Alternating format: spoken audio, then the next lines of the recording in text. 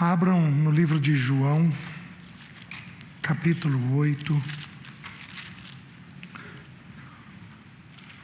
2 versículos bem conhecidos.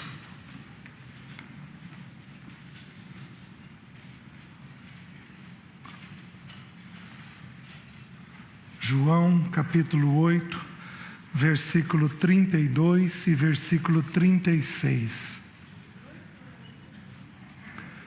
João 8, 32 e 36.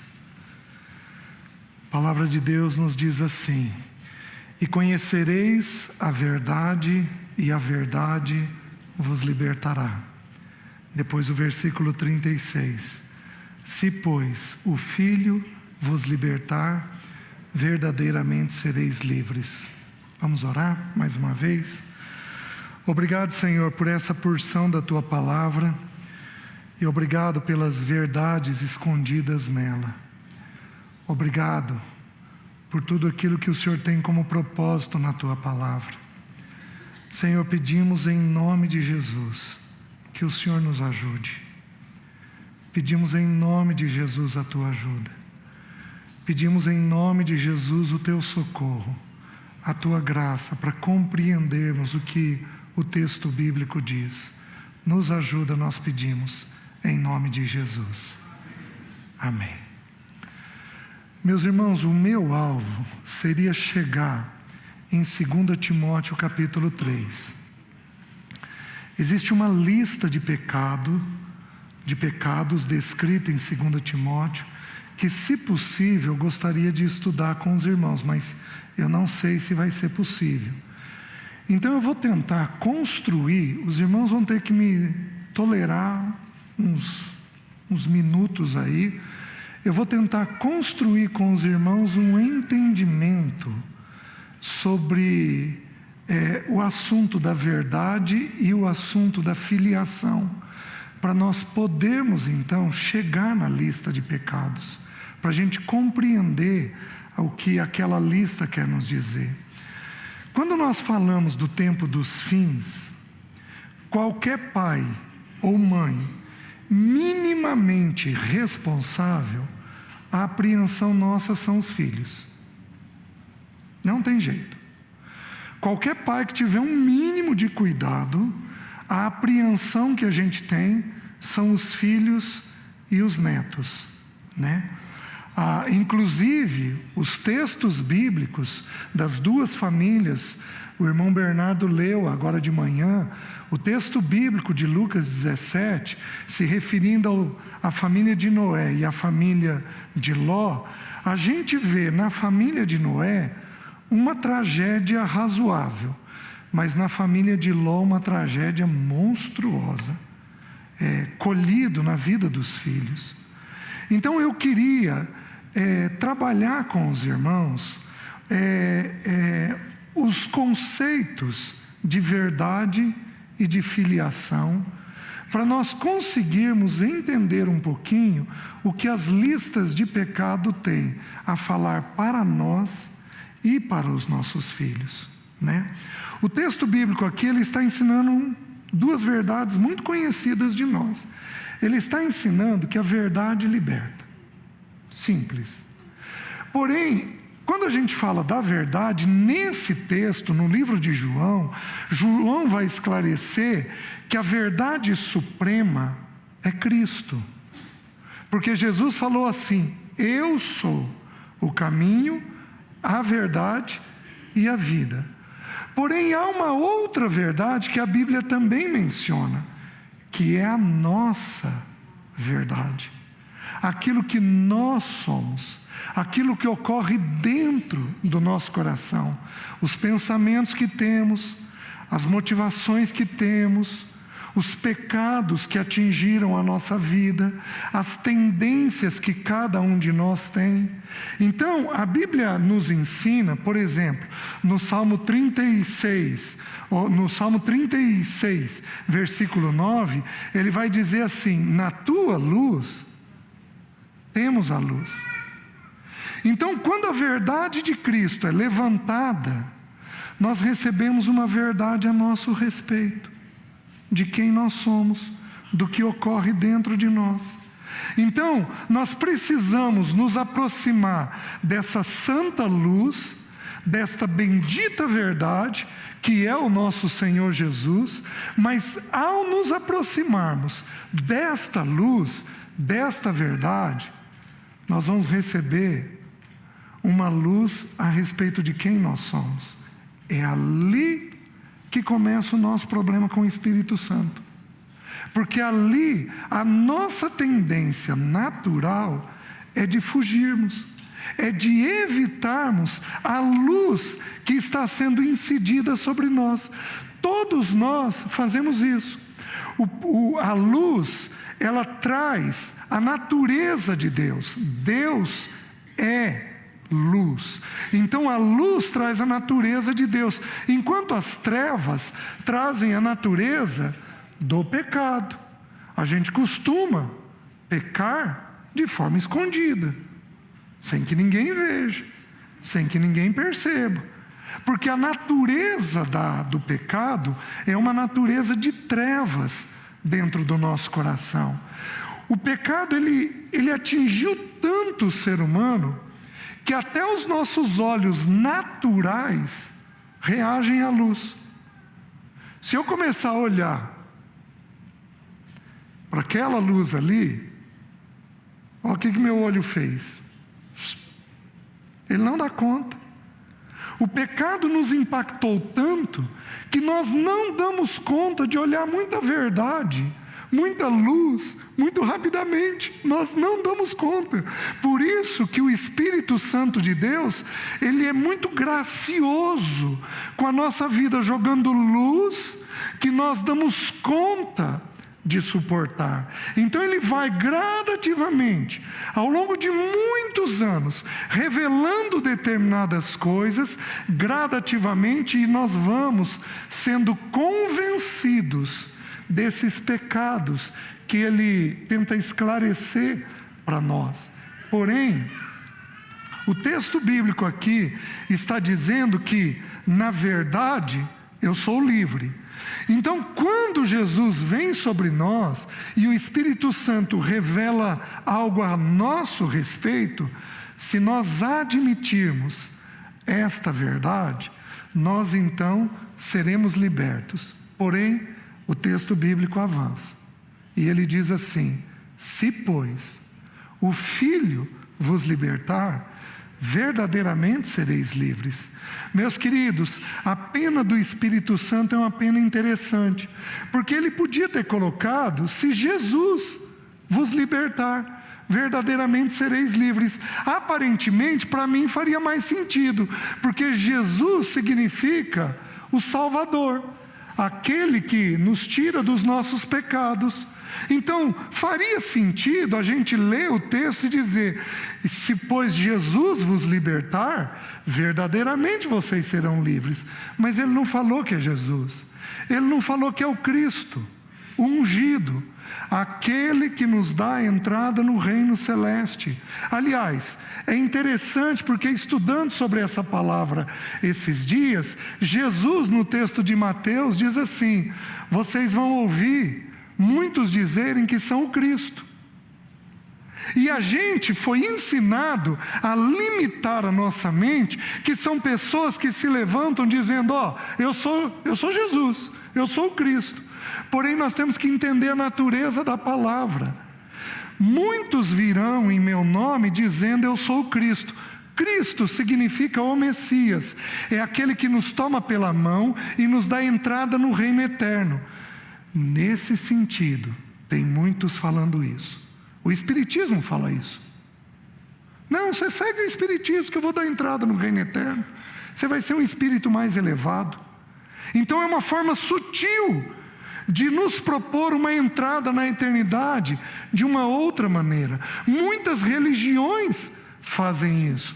Mesmo as religiões aquelas que são tomadas e distorcem aspectos dela: não, eu vou agora explodir esse teatro porque eu vou entrar na eternidade com muitas virgens para me servir. São distorções ligadas à entrada nossa na eternidade. No tempo dos fins, o nosso cuidado não é com quem se chama Cristo, mas é com quem se propõe a fazer o papel de Cristo, que é nos dar entrada no reino eterno. Coube ao Espírito Santo de Deus colocar que quem nos liberta é o Filho. Se, pois, o Filho vos libertar. Meus irmãos, quando você se ver como filho de Deus, acabam-se as ansiedades, acaba-se a depressão, acabam-se as angústias, e o nosso coração encontra pleno descanso em Deus Pai. É ali, na realidade de filhos. Por isso que o texto bíblico ele é tão sério para nós, mostrando que acima de tudo, o irmão já leu hoje de manhã, acima de tudo, o Filho precisa ser formado em nós. O Filho de Deus precisa ser formado. A natureza da filiação precisa ser formada. E isso só vem mediante o Espírito Santo de Deus. Porque não recebestes espírito de escravidão para viverdes outra vez atemorizados, mas recebestes um espírito de adoção, de filiação, baseados no qual clamamos, Abba, Pai. O Espírito Santo que habita dentro de nós, ele quer nos levar a duas realidades: a realidade da nossa verdade e a realidade da nossa filiação. Guarde isso, que eu vou te mostrar isso em outro texto bíblico, para você ver como que faz todo sentido do mundo o que está sendo nos ensinado pelo texto bíblico. Então o Espírito Santo vem, ele nos toma e quer nos ensinar a lidarmos com os nossos pecados, e ele quer nos ensinar a sermos filhos de Deus. Cumpri uma parte da base que eu estou falando. Vou cumprir a segunda base agora com os irmãos. O nosso crescimento espiritual se dá em 3 etapas de acordo com as Escrituras. Nós somos, de acordo com o texto de João, filhinhos, jovens e pais. Se eu dividir a vida do nosso Senhor Jesus, a vida cronológica dele, no texto bíblico, eu tenho a vida dele de 0 a 12, com uma menção aos 2 anos de idade, quando ele volta do Egito. Mas eu tenho de 0 a 12 anos. Depois eu vou ter o Senhor de 12 a 30, quando ele sai para o ministério dele. Depois eu tenho ele dos 30 até a morte na cruz, e ele sendo assunto aos céus. Então eu tenho a vida do Senhor dividida em 3 etapas. Nós temos textos bíblicos que nos ensinam que o nosso crescimento também se dá em 3 etapas. Abram em Marcos capítulo 4. Deixe-me mostrar para os irmãos. Versículo 26. O texto diz assim: Marcos 4, 26. Disse ainda: o reino de Deus é assim como se um homem lançasse a semente à terra, e depois dormisse e se levantasse de noite e de dia, e a semente germinasse e crescesse, não sabendo ele como. A terra por si mesmo frutifica, aos 3 estágios: primeiro a erva, depois a espiga, e por fim o grão cheio da espiga. E quando o fruto já está maduro, logo se lhe mete a foice, porque é chegada a ceifa. Aqui o texto está nos ensinando que são 3 etapas: a erva, a espiga e o grão cheio,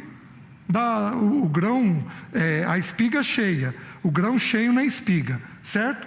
3 etapas, deu para ver claramente. Abram em João 15, 3 etapas. Vejam um texto bíblico. Versículo 1. Eu sou a videira verdadeira e meu Pai é o agricultor. Todo ramo que estando em mim não der fruto, ele o corta, e todo que dá fruto, limpa, para que produza mais fruto ainda. Versículo 5: eu sou a videira, vós os ramos. Quem permanece em mim e eu nele, esse dá muito fruto, porque sem mim nada podeis fazer. Então o texto ensina no versículo 2, fruto, mais fruto, e no versículo 5, muito fruto. 3 estágios do crescimento nosso. Mas agora, eu quero que os irmãos prestem atenção no texto de 1 João, que eu vou considerar o texto talvez mais esclarecedor dessas 3 etapas do crescimento nosso. 1 João, capítulo 2, versículo 12, o texto bíblico diz assim: filhinhos, eu vos escrevo porque os vossos pecados são perdoados por causa do seu nome. Pais, eu vos escrevo porque conheceis aquele que existe desde o princípio. Jovens, eu vos escrevo porque tendes vencido o maligno. Filhinhos, eu vos escrevi porque conheceis o Pai. Pais, eu vos escrevi porque conheceis aquele que existe desde o princípio.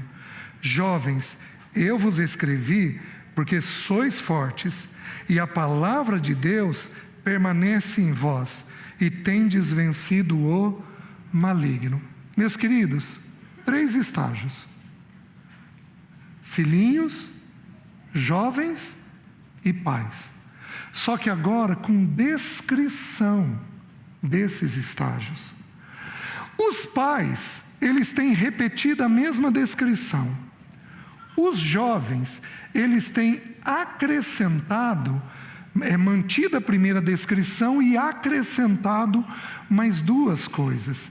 Mas os filhinhos, que é a primeira etapa, que é onde eu quero gastar um tempo com os irmãos.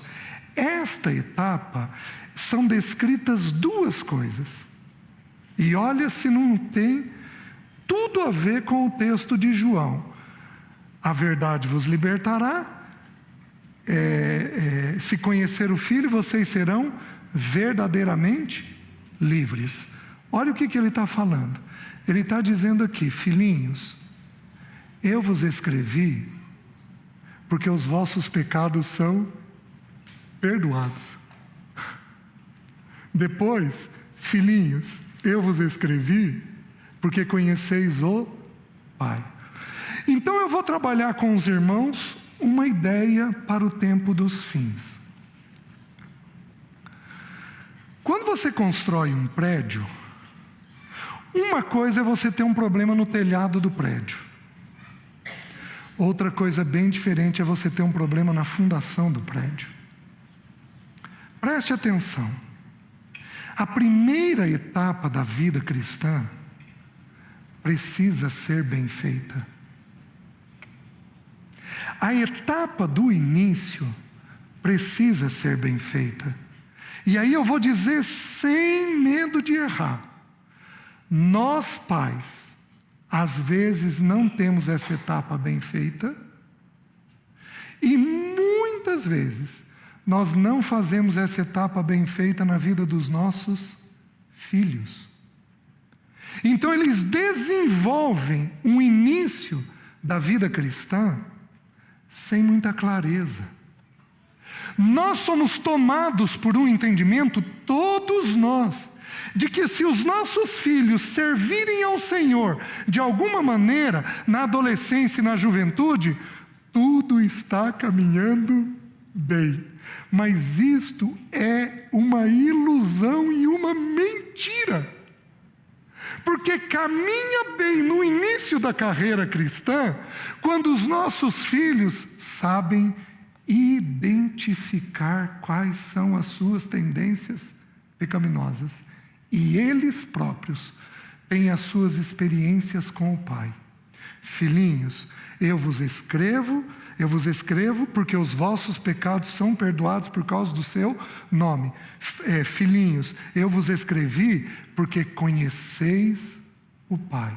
No início da nossa carreira cristã, de todos nós aqui, nós precisamos ter duas experiências muito claras em nós.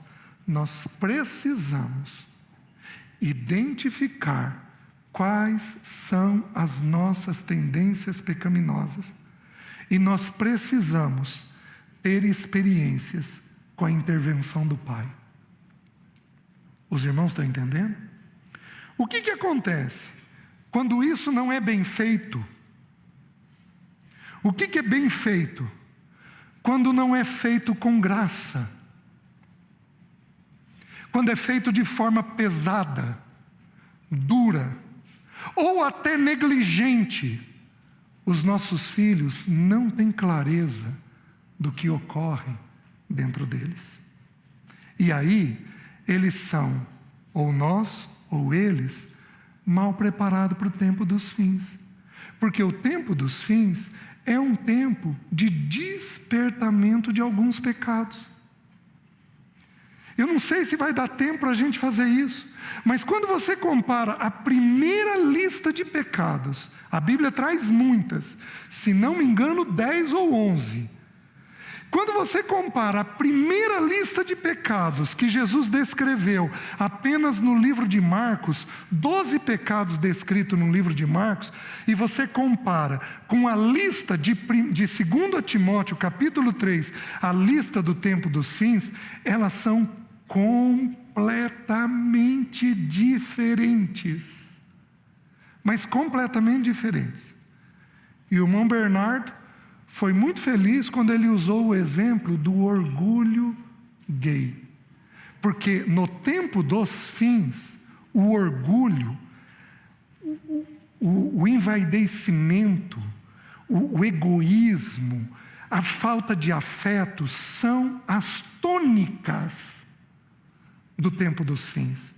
Então nós precisamos entender que para nós e que para os nossos filhos, para viver o tempo dos fins, nós temos que ter o tempo do início muito bem estabelecido dentro de nós. Por quê? Porque o tempo dos fins serão tempos de muitos pecados. E se você não sabe identificar as tendências do seu coração, você pode ser tomado e absorvido por esse tempo. Os irmãos estão entendendo? Do meu ponto de vista, isto é o que ocorre com os nossos filhos quando eles entram na faculdade. Eles entram na faculdade e o mundo descortina para eles. E se eles não têm uma boa compreensão das suas tendências, das suas clarezas, eles não têm uma boa clareza das suas fraquezas, eles vão sendo engolidos pelo sistema. Meus queridos, se eu pudesse usar um comparativo, o mundo é como um buraco negro. Sabe esse buraco negro das galáxias? Que vai engolindo tudo que tem ao redor. O mundo ele é assim. Ele é um sistema que vai sugando quem estiver perto dele.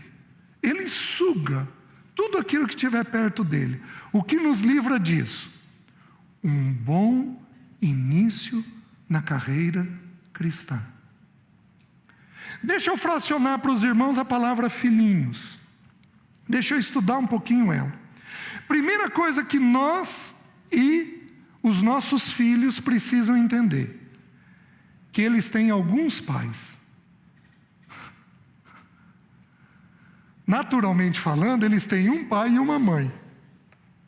Espiritualmente falando, eles têm alguns pais, todos nós.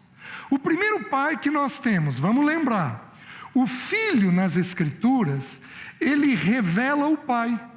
Essa é a natureza do filho, é de revelar o pai. Jesus falou isso. Ô Filipe, olha o que Filipe falou. uma coisa que eu nunca tinha observado até cerca de alguns meses atrás, porque eu sempre tomei Filipe por alguém descuidado, mas eu acho que não é. Olha o que ele falou: Senhor, mostra-nos o Pai, e isto nos... Por que ele falou que ter a visão do Pai bastaria? É porque ele tinha compreendido alguma coisa do Evangelho. Quando a gente enxerga Deus Pai e a gente como filho, somos verdadeiramente livres. Ele tinha vislumbrado isso. E o Senhor responde assim para ele: Filipe, há tanto tempo eu estou com você e você ainda não entendeu? Quem me vê a mim, vê ao Pai.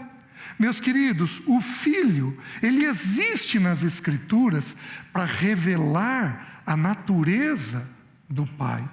Só que nós precisamos entender, e precisamos olhar isso para as nossas vidas e ensinar para os nossos filhos. Nós temos alguns pais. O primeiro pai que nós temos é o diabo.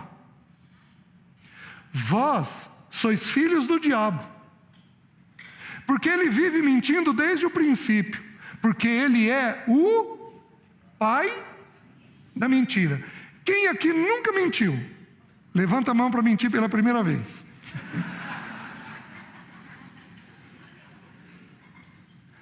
A mentira está na natureza do pecado. Primeiro pai que nós temos, o pai diabo. Mentimos, ele é o nosso pai. Ele é quem está agindo em nós. É a única expressão para Satanás com relação a pai. Ele é pai da mentira. E é interessante que a palavra pai usada para o diabo é a mesma palavra pai usada para Deus Pai. Provedor, nutridor, sustentador. Então, se tem uma coisa que o diabo quer fazer nas nossas vidas, é prover mentiras.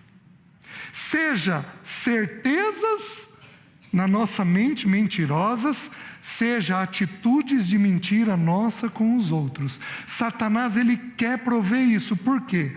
Porque onde há mentira, não há o Espírito Santo da verdade. Quando o Espírito Santo vai nos enchendo, a primeira coisa que ocorre é que nós temos a coragem de lidarmos com a nossa verdade. Os irmãos estão entendendo? Então, Satanás, ele se tornou o provedor, o nutridor, o sustentador da mentira, porque ele sabe que enquanto nós acreditarmos em mentiras ou falarmos mentiras, nós estamos longe do Espírito Santo de Deus. Primeiro pai que nós temos. Segundo pai que nós temos, nós somos filhos de Adão. A palavra não diz que Adão é o nosso pai com clareza, nem diz que nós somos filhos dele com clareza, mas nós entendemos isso. Em Romanos diz que o pecado entrou no ser humano por causa de um homem, e assim todos se tornaram pecadores. Por que eu e você temos a natureza do pecado dentro de nós? Porque nós somos filhos de Adão. E por sermos filhos dele, nós temos essa tendência. E aí você precisa entender que no novo nascimento, esta tendência não é tirada. Essa tendência ainda está lá. Mas no novo nascimento é acrescentada a natureza divina, de tal forma que nós temos duas naturezas dentro de nós depois do novo nascimento. Nós temos a natureza pecaminosa e nós temos a natureza divina, e ambas brigam entre si. O Espírito milita contra a carne. Nos ensina o texto com muita clareza, mas muita clareza. Vai nos ensinando o texto de Gálatas, o texto de Romanos, que os dois fazem oposição entre si. Então, por que eu sou pecador? Por que eu peco? Eu peco porque eu sou pecador. Seu filho vai pecar? Vai. Por quê? Porque ele é filho de Adão. Seu filho vai mentir? Vai. Por quê? Porque ele é filho do diabo. E ele tem tendências pecaminosas ligadas à mentira dentro dele. É simples, meus irmãos. Porém, a Bíblia também diz que nós somos filhos, de acordo com Efésios, filhos da desobediência. Então, tem alguém aqui que nunca desobedeceu os pais? Levanta a mão. Salvaguardando as criancinhas, né? Que ainda não tem compreensão. Todos nós já desobedecemos os pais. Por quê? Porque nós somos filhos da desobediência. Nós tivemos por pai a desobediência. Fosse em Satanás, fosse em Adão. Nós também nos tornamos desobedientes. Não apenas isso, o texto segue e diz que nós éramos, não somos mais, louvado seja o nome do Senhor, filhos da ira. Sobre nós repousava a ira de Deus. Por quê? Porque Deus é justo e Ele precisa julgar todo o pecado. Mas louvado seja o nome do Senhor. Ao nos convertermos, nos tornamos filhos de Deus. E a natureza dele é plantada dentro de nós numa semente. Porque o livro de João diz que foi colocado em nós a semente divina. Lembram da erva, da espiga e do grão cheio? 3 etapas. Então, nós também temos uma semente plantada dentro de nós, a semente divina, que vai crescer com o tempo. Então, nós somos filhos do diabo, porque mentimos, filhos de Adão, porque pecamos, filhos da desobediência, porque somos desobedientes. Aqueles que nasceram de novo não são mais filhos da ira, e agora no novo nascimento nos tornamos filhos de Deus. Você entende isso? Você entende que há uma natureza plantada dentro de você? Eu estou esquecendo. Somos filhos dos nossos pais. Abram em 1 Pedro. Volta aí algumas folhas. 1 Pedro 1,18.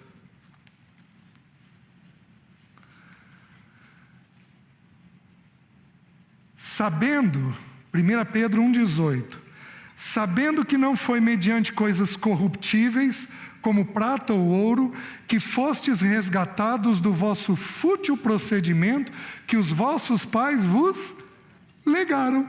Então, há em nós um procedimento vão, fútil, vazio, pecaminoso, que foi legado por quem? Pelos nossos pais. Quem aqui já foi um pai duro demais com seus filhos? Levanta a mão. Levanta alto.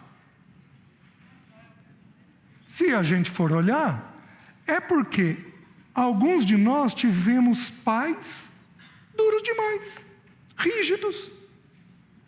Por que algumas casas aqui o problema é a rigidez, a braveza? Por que outras casas o problema é a mentira? Por que outras casas o problema é a sexualidade? Por que em outras casas o problema é a falação demasiada? Por que em outras casas o problema é o enfrentamento de autoridade? Meus queridos, por que nós mudamos as tendências pecaminosas de casa para casa? Porque cada um de nós viveu num sistema familiar que tinha alguns tipos predominantes de pecados dentro dele. Faz sentido para os irmãos?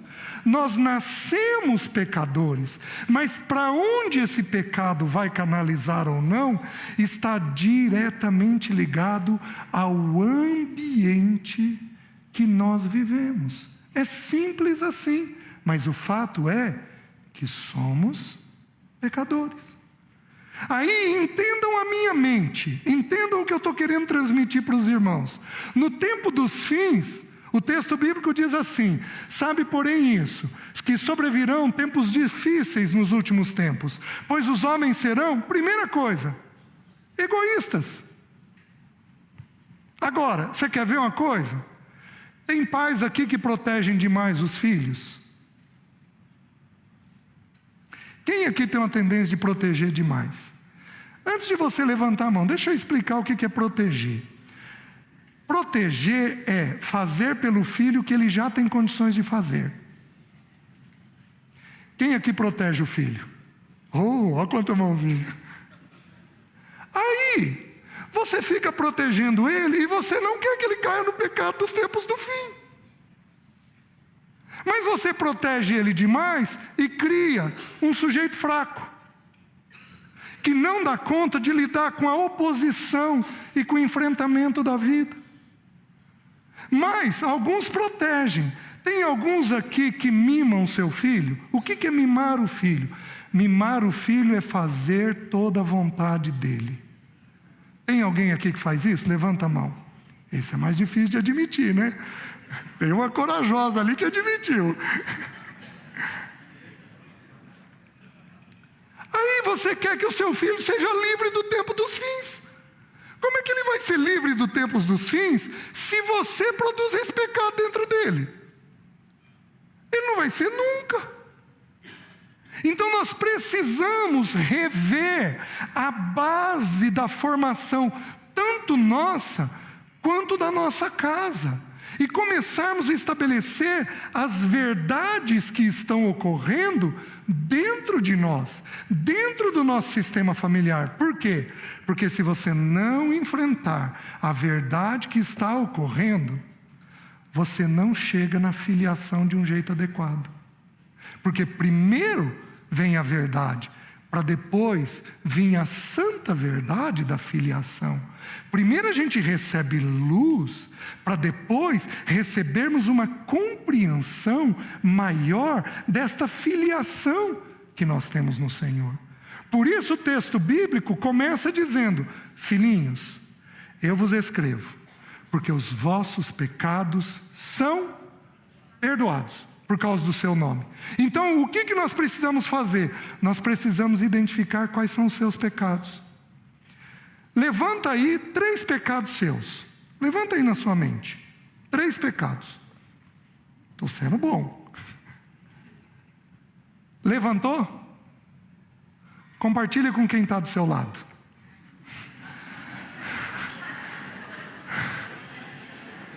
Se for possível.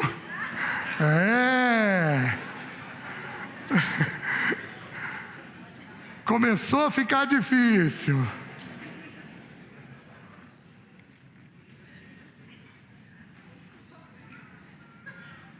Meus irmãos, entendam o que está sendo feito. Se nós, como casal, não conseguimos estabelecer os nossos pecados, como é que nós vamos fazer isso com os nossos filhos? Eles ficam mal preparados para o tempo dos fins. Porque o filhinho tem que identificar pecado. Ele tem que saber qual é o pecado.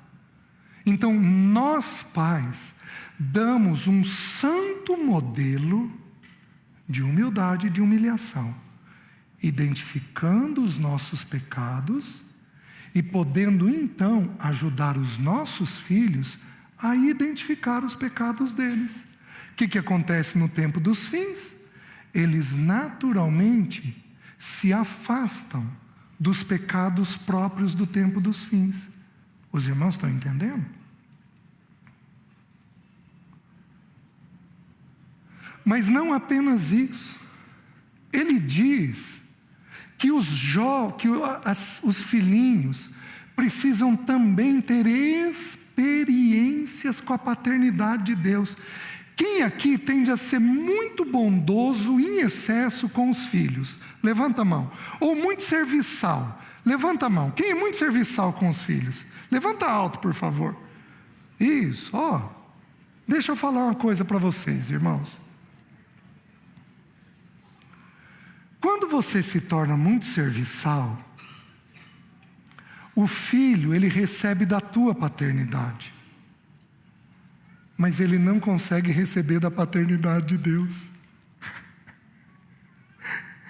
Porque você entra na frente de Deus. Então Deus quer dar para o teu filho uma experiência, onde Ele é o Pai, onde Ele vai suprir, vai nutrir, vai trazer alguma coisa, mas você entra na frente impedindo que Ele tenha as experiências particulares dele com o Pai. Os irmãos estão conseguindo compreender? Então, para nós termos uma base de fé cristã, de início de fé cristã, boa, sólida, preparada, nós temos que ter estas duas experiências. Eu louvo ao Senhor, porque na minha infantilidade espiritual, eu vivi essas realidades. Eu me lembro, eu me converti com 15 anos. Com 17 anos eu tive a minha primeira experiência com a paternidade de Deus. Eu era um menino, com 17 anos eu tinha o tamanho que eu tenho hoje. E eu andava para ir para a faculdade. Eu andava cerca de uns 40 minutos de ida, 40 de volta, 2 vezes por dia. Você imagina um adolescente fazendo isso. Eu morria de dó do dinheiro do meu pai. Então, eu pedia o mínimo para ele, e muitas vezes faltava. Teve um dia que eu estava com uma fome, mas uma fome, e eu fui comendo bandejão da universidade, no restaurante universitário. E aí, eles tinham tido uma greve e estavam retomando. Eu acho que eles não tinham alcançado o que queriam. Eu fui tão mal servido, mas tão pouquinho, e eu com tanta fome. Foi a primeira vez que eu virei para Deus e falei assim: Deus, que vontade de comer um pedaço a mais de carne. Meus queridos, a menina que estava do meu lado, que eu nunca vi na vida, virou para mim e falou: moça, eu não quero meu frango, você quer?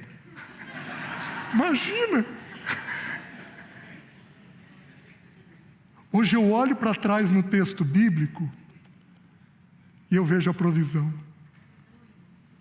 Teve uma ocasião que eu saindo de Londrina, aí eu já era um homem, já tinha meus 2 filhos, eu devia estar com 31, 32 anos. Eu fazia tudo muito apressado. Eu saindo de Londrina, na avenida, todo mundo andando, eu andando na velocidade que todo mundo estava andando, de repente o carro da frente sai e me deixou uma velhinha. E aí eu atropelei a velhinha. Ela pegou no capu, veio no vidro, derrubou. Naquela época não tinha SAMU, não tinha nada. Meus irmãos, eu tenho certeza que foi um anjo. Um rapaz de moto parou. Ninguém parou. Eu nunca tinha vivido uma situação daquela. O rapaz de moto parou, veio até mim e falou: vamos levar ela para o hospital? Ele ficou comigo 5 horas, entre pegar ela, pôr no carro, entrar no carro, levar para o hospital evangélico de Londrina, passar pelos exames. A mulher estava bêbada. Até descobrir que a incoerência dela era bebida, levou um tempo enorme, porque eles achavam que ela tinha batido a cabeça. Aí descobriram que ela tinha bebido. Esse rapaz pegou a mulher comigo, achamos a casa dela, eu devolvi ele para a moto, eram umas 11 horas da noite. Não me deu telefone, não pedi telefone, nunca mais vi na vida, não perguntei o nome dele. Eu tenho certeza que foi uma provisão de Deus Pai na minha vida, me ajudando a resolver um problema que eu não teria condições de resolver bem sozinho. Ele me pôs para pensar, o rapaz. Você precisa de experiências com a paternidade de Deus. Por que você acha que Deus te deixa passar alguma necessidade? Você acha que é porque Deus tem prazer em você como filho ter necessidade? Imagina! É porque Deus está te dando uma ocasião, na necessidade, de descobrir a paternidade dele, de pôr o joelhinho no chão, de pedir pelo Espírito Santo, para que o Espírito Santo te revele o Filho e o Pai, que é o grande ministério do Espírito Santo. Ele não fala de si mesmo, por isso, desconfiem de lugares que falam em demasia do Espírito, porque o Espírito, quando ele está presente, ele revela o Filho e o Pai. Ele revela a doce pessoa do Senhor e ele revela a filiação que nós temos em Deus. Os irmãos estão entendendo? Então nós precisamos, com urgência, revermos se a base nossa é sólida. Porque nós podemos passar uma vida inteira como criancinhas em Cristo. Se eu tomasse o tempo cronológico, eu diria que os 12 primeiros anos de vida cristã deveriam corresponder ao período de filiação. Então nós passaríamos os 12 primeiros anos da nossa vida cristã fazendo o quê? Identificando os nossos pecados de origem. Aliás, quando nós estudamos o ministério do apóstolo Paulo teve 33 anos de ministério depois da conversão dele. Nós não sabemos com exatidão, mas vai entre 10 a 12 anos o primeiro período. Sabe onde é que ele ficou? Na casa dos pais, em Tarso. Ele ficou lá na casa dos pais. O que ele ficou fazendo lá? Filhinhos, eu vos escrevo porque os vossos pecados são perdoados. Por que o Espírito Santo de Deus levou um homem adulto à casa dos pais de volta? Que desperdício! Um homem como ele, 12 anos na cidade dos pais. Por que ele fez isso? Por que o Espírito Santo fez isso? Porque ele precisava construir de forma sólida a primeira etapa da vida cristã dele, onde ele entende quem ele é, que ele é pecador, onde ele entende que ele tem um Deus e Pai. Se não me engano, 32 menções, a grande maioria pela boca de Paulo, o Deus e Pai, o Deus e Pai, o Deus e Pai. Então, meus queridos, essa etapa tem que ser sólida. A questão é, você sabe identificar com clareza os seus pecados? Então eu vou dar uma sugestão, mas vai ser muito rapidamente que nós vamos fazer isso. Abram em Marcos capítulo 7. A primeira lista nós vamos considerar a mais sublime de todas. Não que as outras não sejam importantes, mas é a primeira. Ela que vai nos dar a clareza de como é o nosso coração.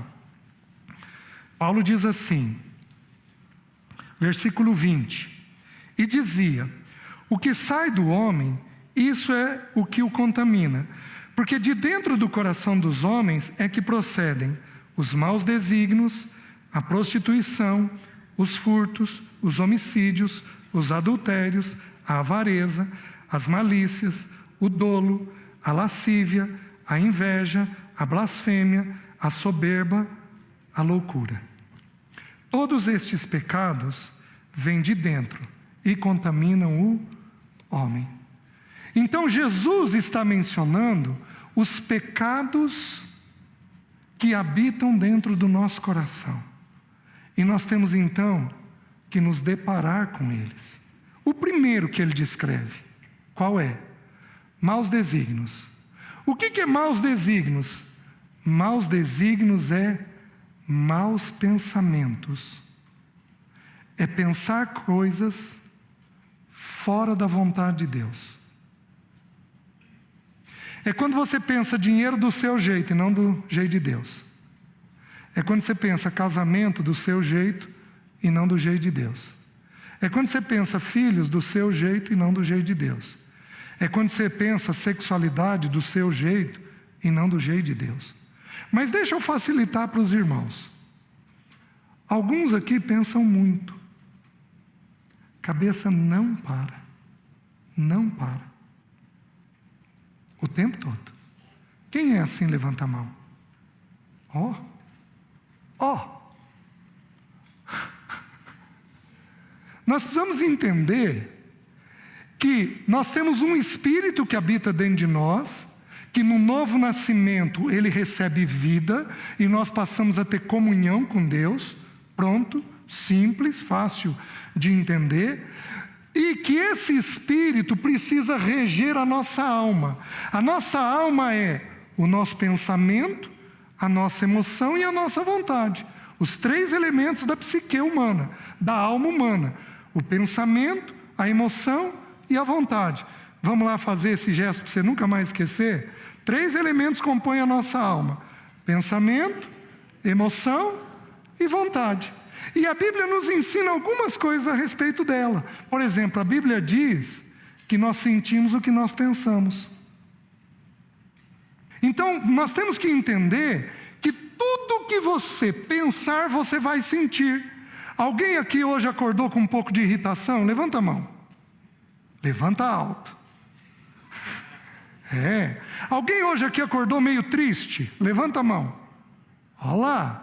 Alguém hoje aqui acordou ansioso? Levanta a mão. Olha lá. Que outras emoções nós temos? Alguém aqui acordou com raiva?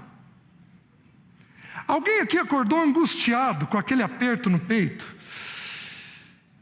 Alguém aqui acordou com medo? Sabe por que você acordou assim hoje? Porque ontem, anteontem, 2, 3 dias atrás, você andou pensando alguma coisa que produz essa emoção. Simples. E por isso você foi tomado pela emoção. Então o funcionamento é qual? Eu penso, eu sinto. E aí o que eu penso, eu sinto, eu decido. Aqueles que são mais objetivos, ou talvez os países europeus, que têm uma racionalidade maior, eles tomam decisão baseada no pensamento. Aqueles que carregam mais na emoção, como os países tropicais, que carregam demais na emoção, eles tomam decisão baseado na emoção. Só que tudo começa na mente. É a mente onde inicia tudo. Então, Jesus está nos ensinando aqui o quê? Que a mente de todos nós foi impactada pelo pecado. A mente de todos nós foi tomada pelo pecado. Alguns mais, outros menos. Alguns com racionalidade, outros carregando muito na emoção, mas a mente de todos nós. Então, a primeira coisa que nós temos que identificar é se este pecado habita em nós. Particularmente, eu acho que é um pecado que toca todos nós. Só que alguns, de forma muito evidente. Quantos aqui são ansiosos? Levanta a mão. Aí, olha o tamanho do grupo. Esses tiveram a mente com mais distorção. E aí a mente procura pensar mais, procura resolver sozinho, procura solucionar as coisas. E com isso, nós dependemos menos de Deus. Vocês estão entendendo? Você tem filhos que têm a mente impactada? E aqui nós temos um problema, porque aqueles que são falantes expressam mais os seus pensamentos, mas aqueles que são quietos, nós não sabemos o que passa dentro da mente deles. Por isso, de repente eles podem tomar decisões que nos surpreendem, porque estava lá dentro da mente o tempo todo. Aqui eu quero fazer um parênteses com os irmãos. Quando nós estudamos educação de filhos, nós estudamos de forma fracionada, de 0 a 5, de 6 a 12, de 12 a 18. A gente estuda dividido o tema, né? Então de 0 a 5 tem algumas características, de 6 a 12 tem outras, e de 12 a 18 na adolescência tem outras. É interessante que o período de 6 a 12 é o período mais perigoso que tem, e nós consideramos que é o período da adolescência. Sabe por que de 6 a 12 é o período mais perigoso que tem? Porque é o período em que a criança absorve e não manifesta. Ela forma conceitos neste período. Só que qual é o problema? O bichinho é uma esponja.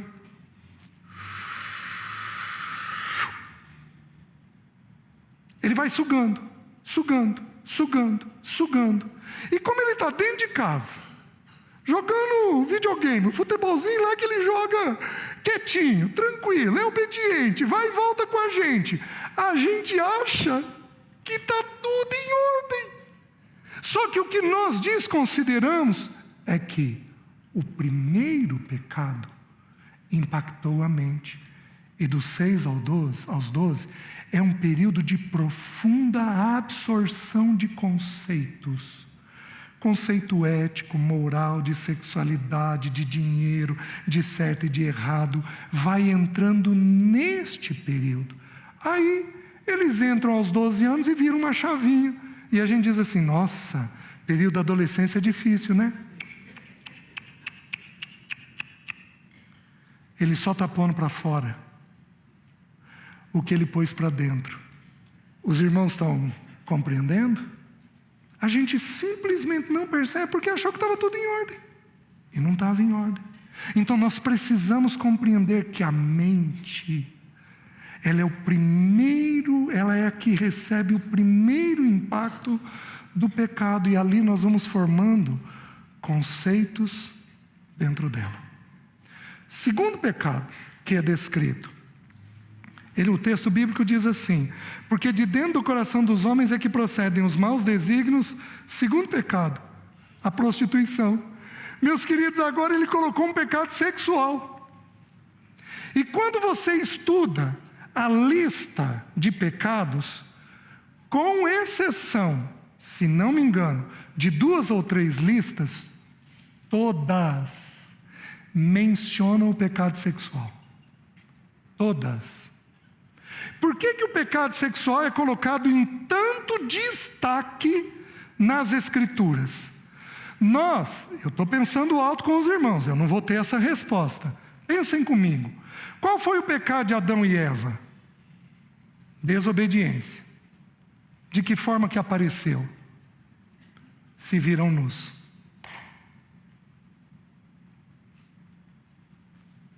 Há um tempo atrás, eu peguei o irmão Romeu, eu não consigo entender. O Romeu me deu uma resposta muito boa, que faz muito sentido. O Romeu falou assim: César, eles perderam a glória de Deus, por isso eles tiveram que se cobrir. Porém, na prática a gente vê o seguinte, que o pecado sexual é um pecado que impacta toda a humanidade. Toda a humanidade. Toda a humanidade. Toda, que vai desde coisas simples até coisas gravíssimas. Então, o segundo pecado que o Senhor menciona é o pecado da prostituição. A palavra prostituição é igualzinho à palavra imoralidade no grego. É uma palavra que toca muitas coisas, que toca em muitos assuntos. Então, ele não é uma palavra fechada, é uma palavra que abrange todas as formas de sexualidade que você imaginar. Todas as formas. Hoje, talvez a mais comum seja para nós a pornografia, que é uma forma de sexualidade. Mas a gente tem muitas formas de sexualidade. A questão é, você tem tendências? Existem tendências sexuais em você? Se existem, você precisa identificar. Você tem tendências sexuais na sua família de origem? Se tiver na sua família de origem, tome mais cuidado, porque Deus estabeleceu um princípio de que a maldição repete até a 3ª e 4ª geração. Quando nós estamos em Cristo, a maldição é cessada. Nos convertemos, a maldição é cessada. Porém, eu preciso permanecer em Cristo. Porque se eu saio de Cristo, eu gasto 1, 2, 3 meses sem Cristo, os pecados que existem no meu coração vêm para fora, naturalmente. Os irmãos estão entendendo? Então nós precisamos identificar. Tem pecados sexuais na sua vida? Se você não identificar, vai ser difícil de ajudar o filho a identificar. Que mais? O 3º pecado que ele coloca: maus desígnios, prostituição, os furtos. O que é furto? Furto é pegar alguma coisa de alguém.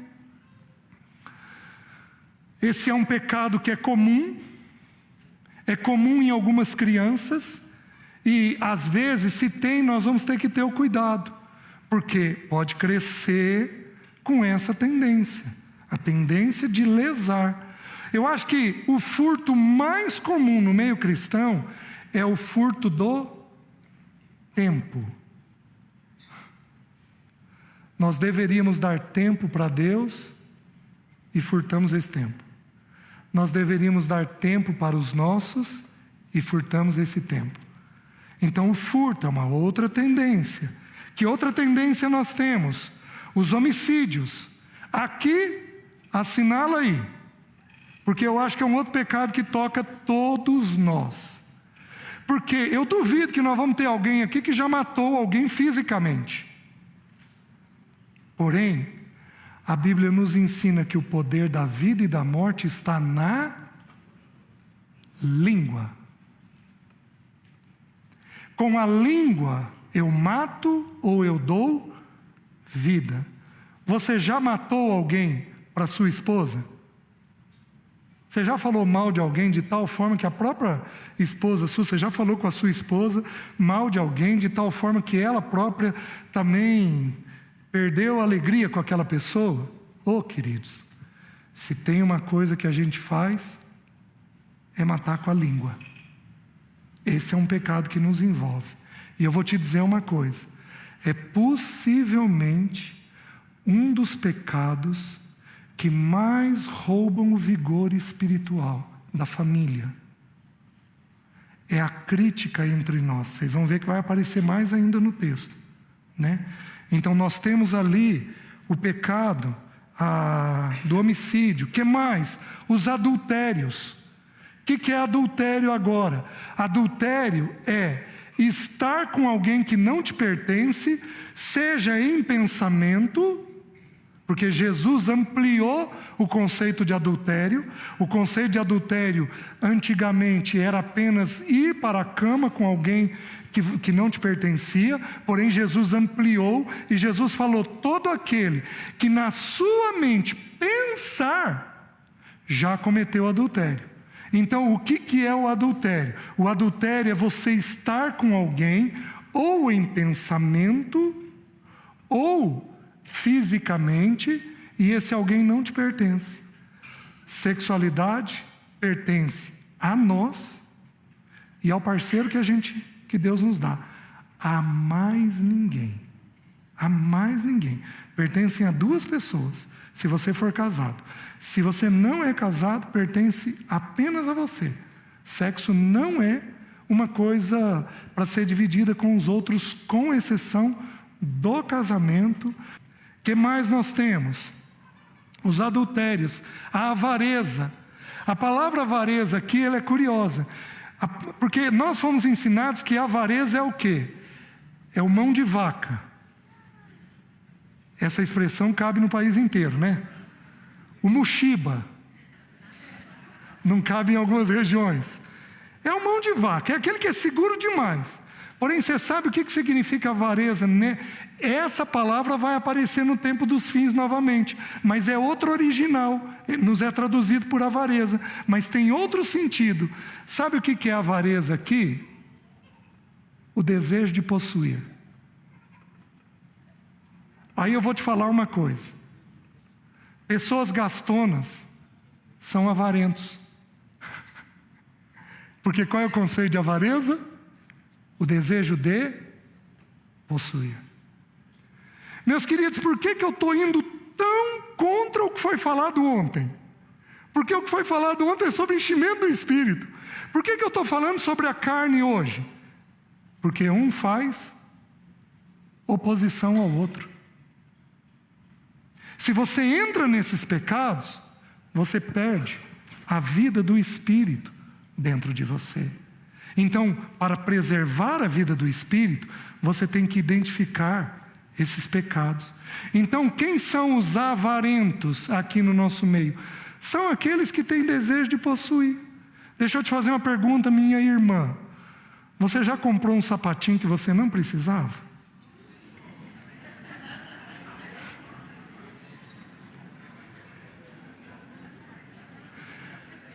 A diferença para nós homens só é diferente no tamanho da compra. Homem, você já comprou um carro que você não precisava? Você já comprou uma ferramenta que você não necessitava, mas comprou para ter? Meus queridos, quando nós fazemos isso, de acordo com o texto bíblico, nós estamos sendo avarentos. Agora, você quer ver a gravidade disso? A avareza é idolatria. No pecado da avareza, no pecado da compra desnecessária, nós temos um espírito maligno agindo nele. Porque a Bíblia ensina que atrás de todo ídolo se oculta um demônio. E Satanás sabe que a característica do tempo dos fins é o Senhor Mamon. Por isso esse é um pecado que nós precisamos cuidar. No tempo dos fins, em Abraão e Ló, nós vemos riqueza. Nós vemos dois personagens, se for possível nós vamos estudar, lidando com dinheiro de forma tão diferente um do outro, mesmo eles sendo ricos, mas lidando com dinheiro de forma tão diferente um do outro. Então, o dinheiro, o pecado que envolve o dinheiro, é um pecado que vai envolver uma ação maligna maior. Eu tenho 2 minutos. Os adultérios, a avareza, as malícias. O que é a malícia? A malícia é quando você tem pensamentos e desejos maus, propósitos e desejos maus. Você quer fazer algo que Deus não quer, você pensa de um irmão de um jeito que Deus não tem. Isto é malícia. É quando você julga os outros de forma indevida. É interessante, existiu um pregador norte-americano, um televangelista famoso, que ele foi descoberto num pecado sexual. Quando você investiga as últimas mensagens daquele irmão, ele condenava as prostitutas de um jeito severo nas pregações, mas de um jeito severo. Ele condenava. Por que ele estava falando aquilo? Porque ele próprio estava vivendo em pecado. Então ele estava sendo malicioso. A gente atribui intenção, a gente põe propósito na vida dos outros, a gente julga os outros de forma inadequada, a gente age com os outros tendo pensamentos indevidos a respeito do outro. Que mais? Ele também diz assim, as malícias, o dolo. O que é o dolo? O engano. Queridos, não me saia de casa escondido da sua criança pequena. Mas César, ele vai abrir o bocão. Não saia de casa escondido com criança pequena. Isto é engano. Deixa a criança enfrentar o que ela tem que enfrentar. Não tapeie, não iluda, não engane. Porque isso não provém do Senhor. Também não diga tudo que você quer, tudo que você pensa, não. Porque verdade também tem uma hora certa de ser dita. Porém, não engane. Isso é o pecado do dolo. Não omita informação que é para vir para a mesa. Não omita informação que é para vir para a mesa. Isso é pecado. Pecado do engano. O que mais nós temos? O dolo, a lascívia. O que é a lascívia? A lascívia é uma luxúria desenfreada, é uma libertinagem. Novamente, toca num pecado sexual. Pessoas que misturam dinheiro e sexo, fazendo com alto nível aquele pecado. Se é que eu posso dizer que um pecado é de alto nível, né? Colocando dinheiro. Por isso a palavra luxúria, ela é uma palavra ligada à sexualidade. Meus queridos, são, se não me engano, 12 ou 13 palavras. 3 já são sexuais. Porque é um impacto muito forte sobre os nossos corações. Que mais? A inveja. O que é inveja? Olha que sentido que tem a palavra inveja. Cheio de labores. Fadigas. Sabe o que é o invejoso? O invejoso é o sujeito que põe o olho em você e diz: nossa, olha onde é que ele está. Nossa, olha o que ele está fazendo. Nossa, olha o carro que ele comprou. Como é que será que ele comprou? Está pago ou não? Eu já peguei pessoas que entram no carro de irmãos e vão olhar o documento para saber se está pago ou não. Sabe qual é o nome disso? Inveja. Eu vou definir inveja para você. É quando você não fica alegre com a conquista do irmão. Você não vira e, graças a Deus, irmão, que coisa boa isso. Aí nós podemos invejar o marido, a mulher, os filhos, os títulos, os bens, o que ele tem, a estabilidade, a saúde. Todos nós temos essas tendências dentro de nós. Que mais? A inveja, a blasfêmia. A blasfêmia é falar algo de alguém que não constitui verdade. Podemos fazer isso com Deus e podemos fazer isso uns com os outros. É tão severo esse pecado que quando a blasfêmia é contra o Espírito Santo, ela não é perdoada. Porque o Espírito Santo é tão dócil, é tão gentil, ele é tão amigo, ele é tão presente, ele é tão consolador, que é como ferir uma pessoa muito sensível. É um pecado quando feito contra o Espírito que não é perdoado. Porém, a blasfêmia é atribuir intenções, julgar e falar de pessoas de tal forma que aquilo não constitui verdade. Que mais? A blasfêmia, a soberba, que é uma altivez. Este pecado aparece muito no tempo dos fins. Porque o orgulho, a soberba, a altivez, são várias palavras que expressam coisas diferentes. A soberba, ela está ligada a uma avaliação excessiva de si mesmo. Quem aqui é perfeccionista? Levanta a mão. Alto.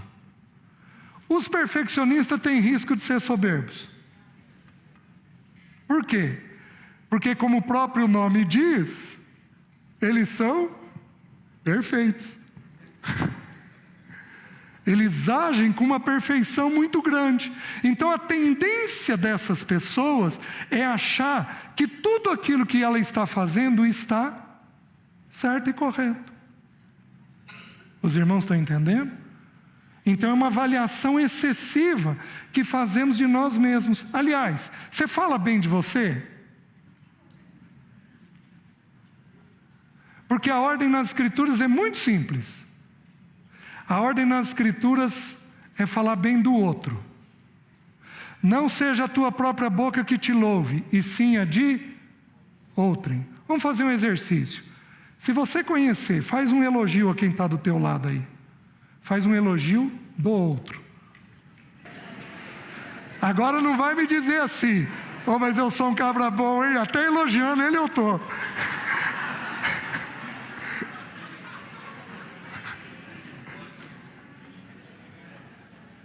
E o último pecado, loucura. Sabe o que é a palavra loucura? Nécio, insensato. Se não aprendermos a ver os nossos pecados, cairemos naquela porção das noivas que eram nécias. O último pecado descrito. Os irmãos estão entendendo?